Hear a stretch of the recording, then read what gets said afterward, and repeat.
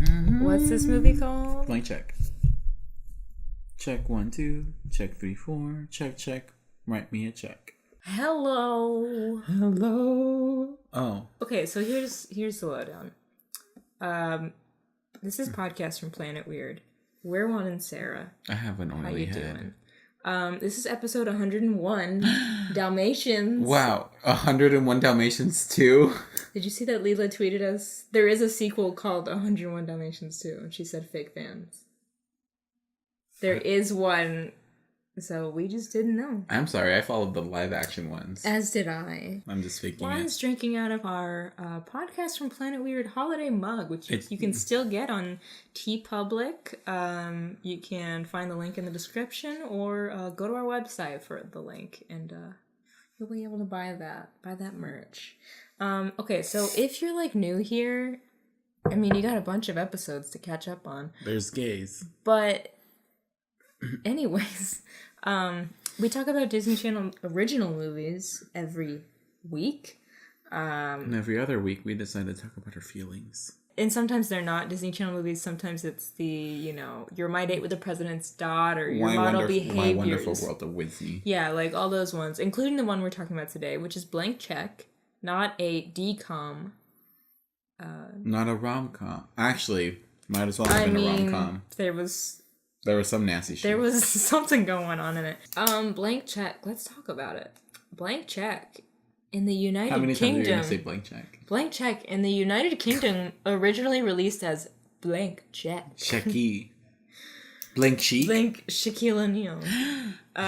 Is a 1994 American comedy film directed by Rupert Wainwright and starring Brian Balsamic Vinaigrette, Karen Duffy, Miguel Ferrer, James Rebhorn, Tone Loc, we'll talk about him, Jane Atkinson, and Michael Lerner. It was released on February 11th, 1994 by Walt Disney Pictures. Really? So, yikes. That does mean that this was on the big screen, this film. It was a cinnamon release.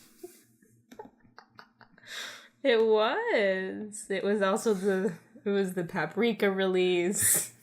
It was all of Dijonay's siblings. Also, it was written by Blake Snyder and Colby Carr. I don't know who Colby Carr is. But Blake Snyder is Dave Schneider's son-in-law. No, Blake Snyder. What's the guy's name on The Voice? Blake Shelton. Not the same guy. So Blake Snyder, when I was watching the movie, I said written by Blake Snyder. Like, I was like, what?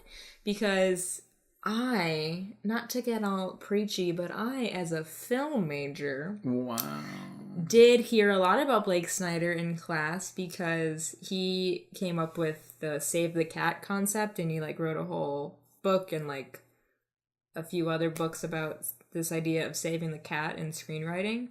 What does that mean? So I'll explain it. So wow, education. So he wrote this book called Save the Cat. It says the title Save the Cat was coined by Snyder to describe a decisive moment when the protagonist does something nice, like literally saving a cat.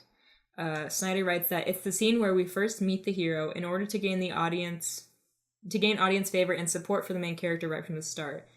And like later that he says that the inspiration was from Alien, where Sigourney Weaver's character actually like saves a cat. Mm-hmm. So Blank Check, it made money. Okay, so the budget was $13 million. Domestic box office was we're doing that, cool. Okay. Are they making? That's fun. What are they making? I don't know. Are they making smoothies? I want one. You're so tired. I'm hungry. I mean, there's not a lot to say about this because, like that reviewer said, like, it does get... Okay, so to me, I think I told you this when I watched it, because the movie was on Hulu a while back. Mm-hmm. And I told you I had watched it again, because I watched it a couple times as a kid. But this one, like, it's fun in the beginning, like maybe first 30 minutes, and then it gets real boring, real quick. Pretty much. For me, at least. I think it's like... Once he spends the money, it's like, okay. And I don't care about the whole, like, Quigley Bitterman. Like, no. I don't... I think it kept me entertained throughout the whole movie, but it was just kind of like gross. Okay, so let's just. So the beginning of the movie starts out like Shawshank Redemption. I literally was like, "Is this Shawshank?" Which I did not remember. I have seen Shawshank Redemption, and I thought I was watching this movie. And we get that like. Yeah, the old castle intro. I love that song. It's great. You see Quigley like breaking out of jail or something? Yeah, he broke out of jail with his Freddy Krueger ass running into that factory. Like somehow has a blowtorch and like he just no context. He's out of prison, obviously. Shawshank and set like this is the sequel to Shawshank. They didn't even show like a spoon. Like how'd he get out? There's no one actively even searching for him. He's just like no. I don't think they Nico. had Nico. No. Oh my god! Speaking of cotton candy, I have a note here because. Oh yeah. Because there's a scene in this movie where we're at the amusement park and Preston's eating cotton candy. First of all, how did he buy the cotton candy? Because his dad gave him $6, so he got 6 tokens. He couldn't ride the ride because it was 7 tokens. Maybe the cotton candy cost a token. That's what I was thinking, but what kind of fucked up system is all token based? Yes. Why are these rides token based? That didn't make it. And why is it 7 tokens? Yeah. Why would rides... Tokens are for games. They're for arcades. Yeah. So he's eating his cotton candy, and then, like, the water gets over. Yeah. It's your classic, he gets splashed. Is that like a... That's a ride at Universal, if I'm not mistaken. I have no idea. I can try to look up where they filmed it. But, what I was going to... I just wanted to bring up... Well, we didn't read any of this, but who has the time? We did. I just wanted to bring up... But we didn't. Cotton candy. Why do people like it? What the fuck is it? Let's discuss. Okay, you ready for this, Mama? I enjoy cotton candy. But not like... I would never get like a... You know? Like a cone or a bag. Like people who eat a whole bag. I'm like... I just don't understand. It's basically like... Think about like... Have you ever had like a rock candy? Yeah. I've never. I wish I have. Or actually, no, I haven't. Oh, I lied. Fake bitch, I hate you. Okay, so cotton candy is weird because it's basically sugar that has been, for like a lack of a better term, frothed. How to make cotton candy? Yeah, it's basically like becomes like because when you bite it or it gets wet, it dissolves. You know that, right? Yeah.